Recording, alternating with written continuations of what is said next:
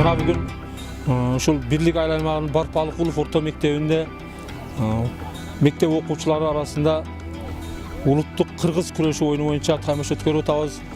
Бул күрөш боюнча бул мелдеш мына былтыртан бери өткөрүлүп келе жатат. Муну уюштуруучусу биздин өзүбүздүн Жаңкоргон айылынын тургуну Бишкек шаарында жеке ишкерлик менен алектенген Ганиев Махаматшарып акабыздын демилгеси менен уюштурулуп, мына былтыртан бери өткөрүлүп келе жатат.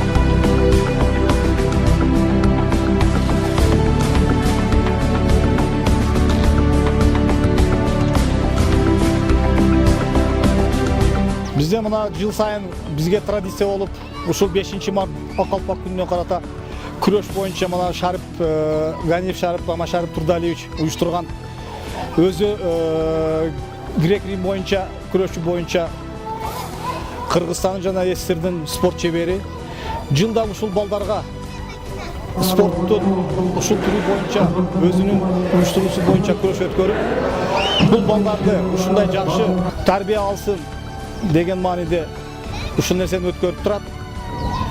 Жылда болуп жаткан нерсе бул. Эми мунун негизги максаты балдарды спортко тартуу менен балдарды жакшы тарбия алыш үчүн ушул нерсе болуп турат.